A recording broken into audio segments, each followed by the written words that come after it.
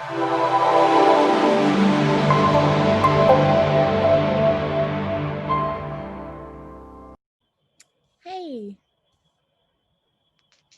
Oh, hello. just adjusting the volume. Cool, you can hear me? Yeah, perfect. How are you? I'm good. How are you? How's being a mom? Yeah, crazy. If I look to my left, just so you know, I'm just like monitoring him. He finally got him to sleep, so hopefully he'll sleep like at least most of this chatting time. Oh, perfect. Yeah, so That's good for you.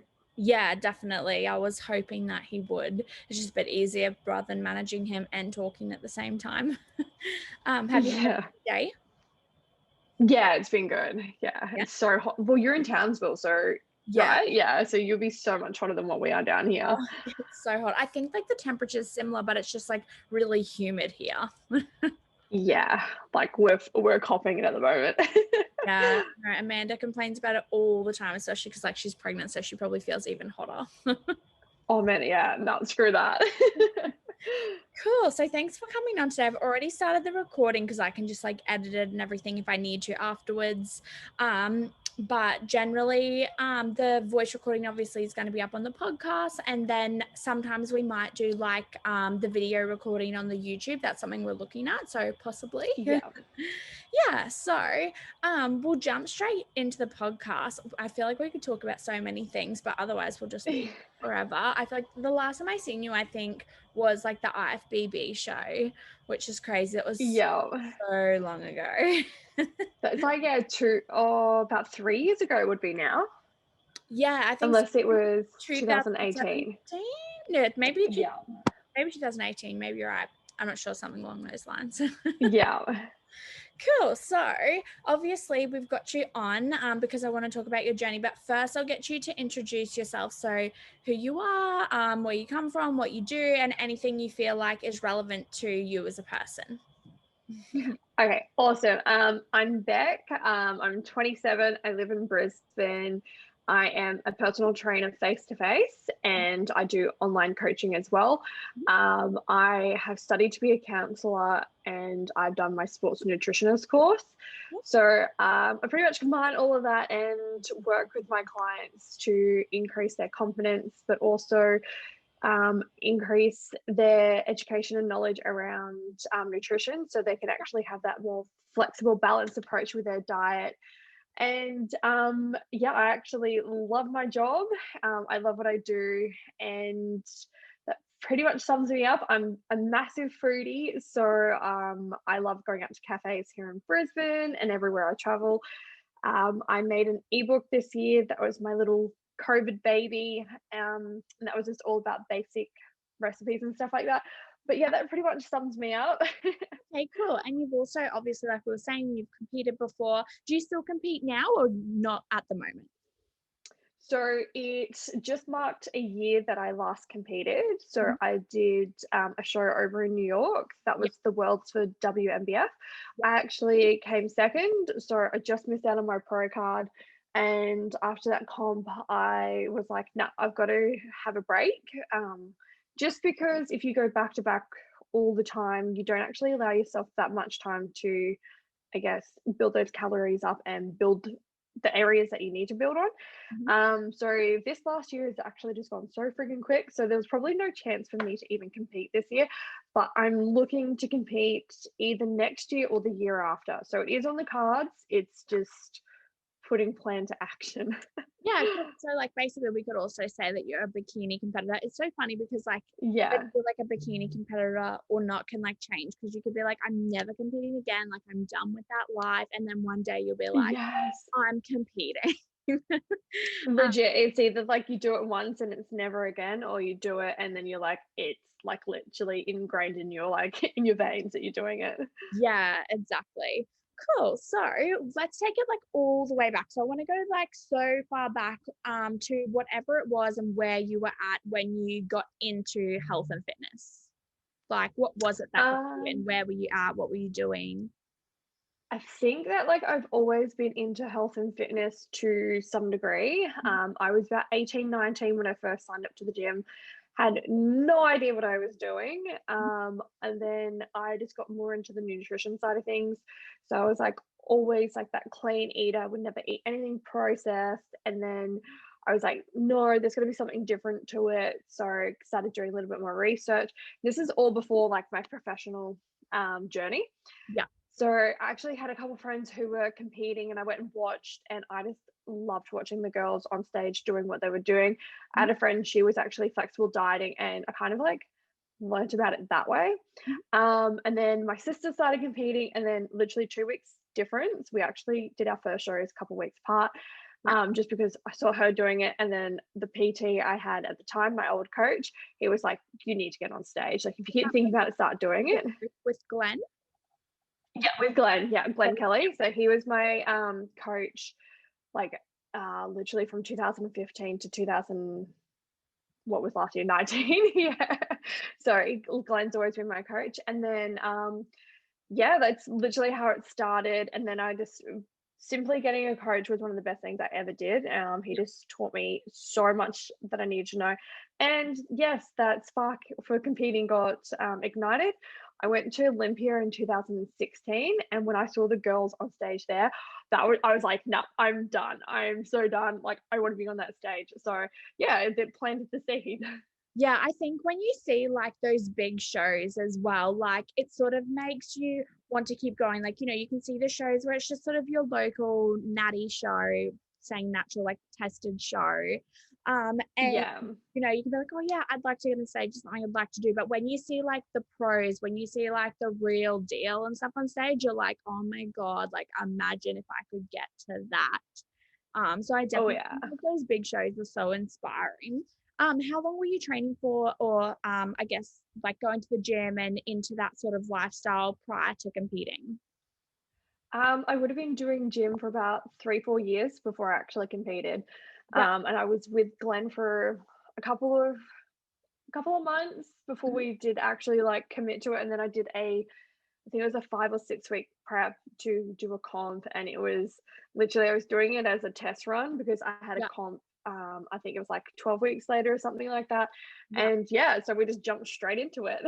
Yeah, that's so good. I think it's really good to know as well for girls who are competing or looking at competing to know that like people don't just randomly decide to get on stage. Like there's work that's done sort of beforehand, generally leading up to before they even generally Oh start to yeah. compete. Like, you were going to the gym for years before you got on stage. So it just takes Yeah, and that's the thing, really. it takes years, not weeks, Mhm. like, that's the thing, yeah, so Yeah, exactly. definitely Like you something might that, do a builds on. 20-week prep, but that 20 weeks isn't like what it took you to get on stage. Like it's taking you 5 years, 10 years. Like, you know what I mean? Yeah, exactly, and then even some of these pros now, it still takes so long to get to where they are now. Yeah, exactly. It's insane. So what would you say would be one of the hardest parts of your journey? Like, do you feel like there was a specific time that you really had a really big struggle? Oh, sorry, just, like, kind of like Cut the internet just, like, stressed out then. Yeah. it. I was just Say that saying. again, sorry. That's all right. So do you feel like there was any time over that period, whether it be leading up to when you started competing or over your competition journey up until now, what do you think has been like the hardest part? Have you had one particular time when you really struggled with anything specifically? I think sometimes when you're like, or actually, when you're competing for Arnold's, because it is literally in March, your prep starts way back the year before. So the biggest struggle is getting through Christmas and New Year's and Yeah. my birthday, which are all at the start of the year. It's those that I wouldn't say it's too much of a struggle because you plan for it. And I normally got Christmas off to spend with family and stuff like that. Yeah. But it is all of those events that you have to explain to everybody who is in front of you what you're doing and why you're doing it, because you're going to a Christmas event and you're not drinking. So everyone's like, but why? And then like they don't understand that just one actually impacts your results.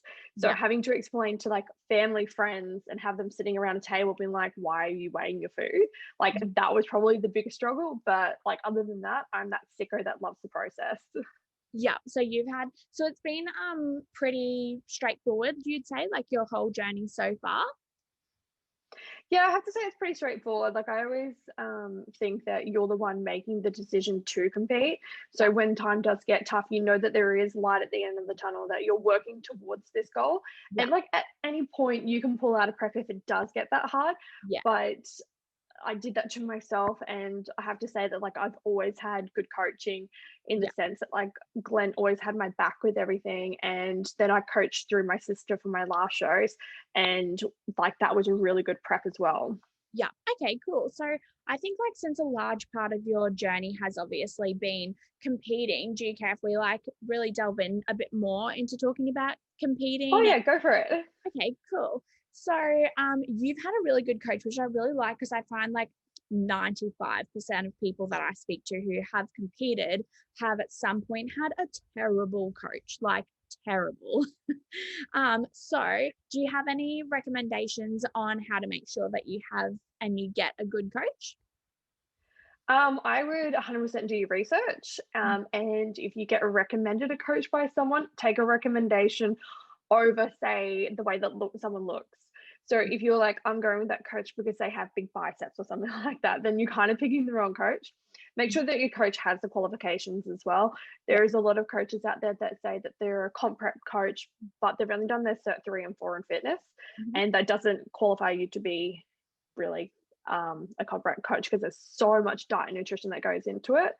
So I would do it that way. I was recommended Glenn, and then obviously I know what my sister does, so we went that way as well. But yeah, all I can say is just go from word of mouth, and also stalk them like Instagram and social media and stuff like that, because then you can see how their other clients are going, and then even message like other clients, be like do you like your coach, like how do they do things.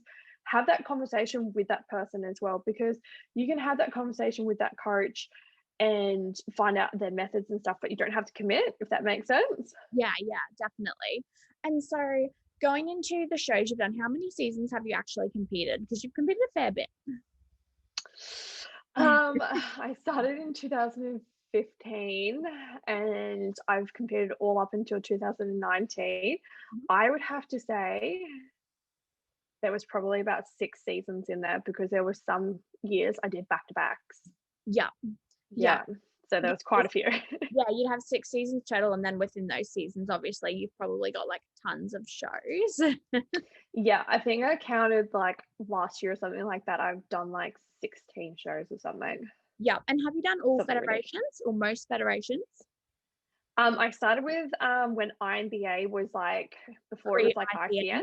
Yeah, Yeah, pre-ICN. So I did that, and then I went to AWMBS. mhm, I did the both of those, and then I switched over to IFBB in 2017. yeah, So I did IFBB and Arnold's, and then IFBB and Arnold's the year after as well. mhm.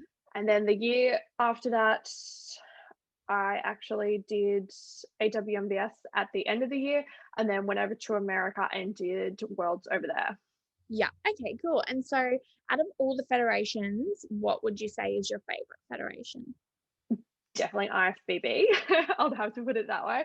I just love the girls' physiques. I love how competitive it is, and how much everyone brings like their A game to it. The posing, I can't fault it. Like, it is amazing. So when I do compete next, I will be going back to IFBB. Yeah, okay, cool. Are you planning on doing Arnold's? Well, it's too soon for me to prep, and I'm definitely not in the position to do that. Yeah. But if I do, it will be like 2022. Yeah, Yeah. yeah. So for instance, you might do whatever shows it may be and back it up with Arnold's or whatever the following year if it's Yeah. suitable to where you're currently at, I guess. Yeah. So fingers crossed everything goes to plan next year. Yes, it's so funny when you're competing. You plan so far in advance. It's just crazy. Yeah.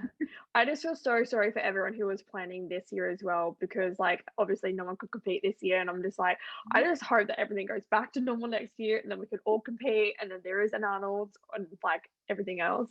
Yeah, definitely. Especially because, like we were just saying, like there would have been people who, for instance, like you had the previous year off, and then this was their year to sort of get on stage and Yeah. can't get on stage, which is actually quite upsetting. Like it's not just 20 weeks of their life or whatever, but hopefully they are still keen to compete next year. Yes. Okay, cool. And so you do flexible dieting, yeah? Yeah. Yeah. Okay, cool. And so what would you say to people who are interested in getting into flexible dieting? Like, where do you think is the best place to start? I honestly would recommend getting a coach, Yeah. because they will just explain everything to you. You don't have to do the research yourself. It's just going to be all explained.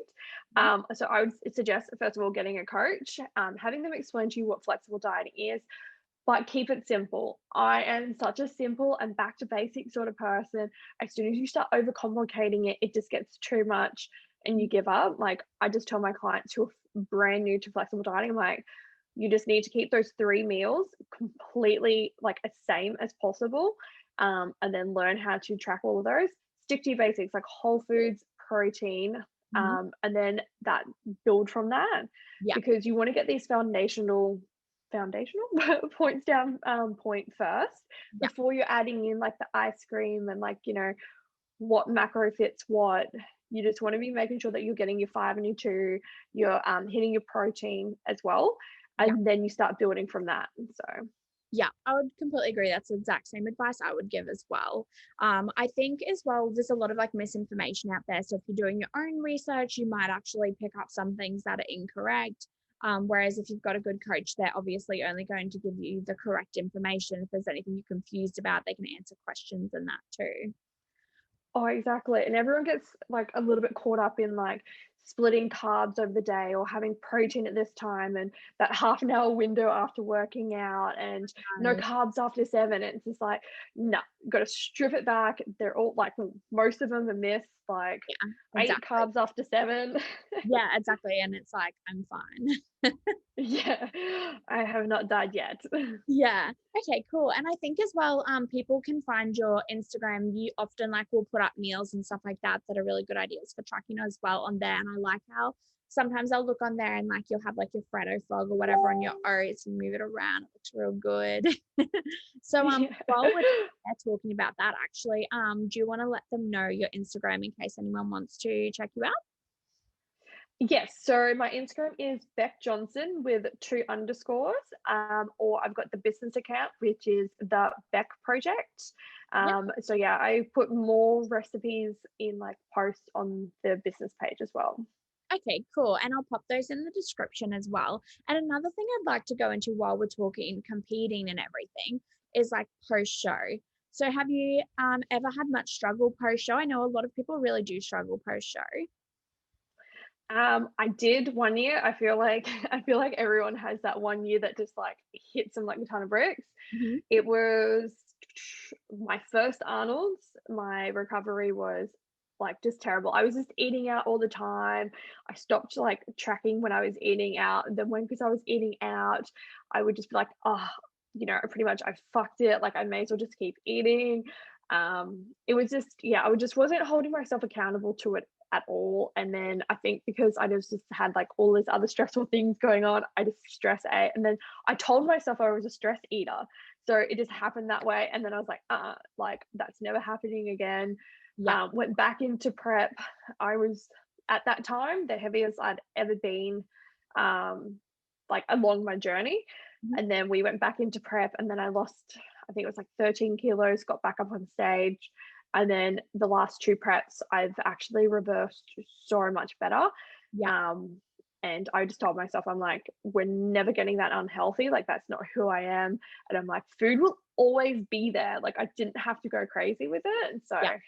Yeah, and I think as well, when you've experienced what it feels like to sort of gain that weight back really quickly and how uncomfortable you get in your body post show, it makes you way more accountable. Like when you come out of another show, yeah. you're like, I don't want to feel like that again. So Yeah. And it was just silly things. It was silly. yeah, but at the time it doesn't feel like that. You kind of, I No. think you can like lose control and like mentally you just don't think about things the same. Like you just get caught up in like a whirlwind, I reckon. So what would you say to anyone who's about to come out of a show or maybe who has come out of a show? What would your recommendation be to sort of stay on track? Because I think a lot of people, like you lose that goal, you're not about to step on stage. So if you have been really struggling at the end, you're like holding it together like I have to be on stage, everyone's going to be looking at me, everyone else is going to have abs, whereas then like you know, once you've been on stage, you don't have that sort of holding you there. So what would your advice be? My advice would be stay with your coach, Mhm. have very regular check-ins. Don't avoid them. I was avoiding my coaches because I was like, nope, nope. Yeah, Um, just know that food will always be there. Like, if you plan to go out, work around it, like, actually hold yourself accountable and just don't lie to yourself because you're only cheating yourself out on it. Know that, like, you can enjoy that food, but what you do around it is what matters the most. yeah, Be prepared, like, meal prep, um, having your food tracked and ready to go, and also having that reverse diet in place, being like, okay, this week it's going to be like increase and stuff like that. Have that chat with your coach as well to know that you are going to be building those like calories back up to maintenance and probably into a surplus so you can build on those like the muscle and everything else that you have to. Knowing that being in a deficit is really not healthy and being that lean is totally not healthy either. So it's this, yeah, that fine line of going, oh my God, my comp body's gone, but also knowing that you look completely fine and healthy right now. yeah, exactly. And I think like if you really stick out those first few months when you're reversing, you can really maintain like a really good figure. Whereas like if Yeah. you really blow out initially, you are not going to be able to maintain that. And if you want to do another show, you know, you need to spend time building. You can't just go back into like a cut. You were just cutting. You might your metabolism's not in a place where it should be cutting further. You know what I mean? So I think Yeah, like exactly. holding on those first few months. Would you agree with that? Yeah, and like that's where it really tests that self-control as well. Yeah. But like if you can go through 20 weeks of say prep, you Mhm. can go through another 6 weeks of reversing out. Having that little bit of flexibility because you don't have to be as strict during prep. Have that little bit of flexibility so then you don't feel as restricted. Mhm. And like I found that helped out so much. Just being like, okay, I'm going out on Saturday. Like Yeah. I don't need to be eating like an arsehole during the week. Yeah, exactly. And that way, like you said, like you can plan for it and plan and adjust, I guess, your calories and macros and stuff around it. Yeah. You're not just sort of staying in like a hermit, kind of like you might have been doing before your show. And trust me, that first and last bite, they generally always taste the same. So, like, you don't need to eat everything until like you feel sick. Yeah. Sharing with people as well, because you get to try that little something, but then you Yeah. don't have to enjoy all of those calories. Yeah, yeah, I like that. That's actually quite a good idea, sharing. And so, what would you say? Obviously, you work with a lot of lifestyle clients as well. So, you personally compete, but then, like you said, you have plenty of time off between your shows where you maintain a great physique. So, for those who are just working for lifestyle and not for shows, if you could sort of give them one piece of advice for them for their health and fitness journey, what would it be? I would say have a not negotiable every day. Mhm. So my not negotiable is making sure I go for a walk, Mhm. and do things that benefit your body and your health, not just feeling like it's a chore. So like drinking enough water, like that benefits your skin, your brain, all these fun things like your hair, eating your vegetables, and your fruit because they actually give you the energy and the life. And it's just like I always say to my clients, if you keep feeling like shit and you don't do anything about it, you must enjoy feeling like shit. Yeah, So like if you're not going to change anything about it, then like obviously you must enjoy where you're sitting at. yeah, yeah. No, I completely get. Yeah.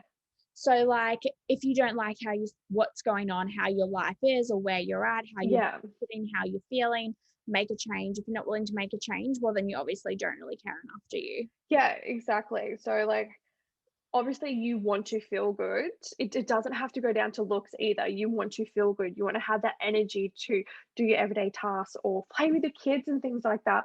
Like Yeah, it doesn't always have to come down to appearance. It's what you feel on the inside. And then once you have that down pat, that's when it shows on the outside.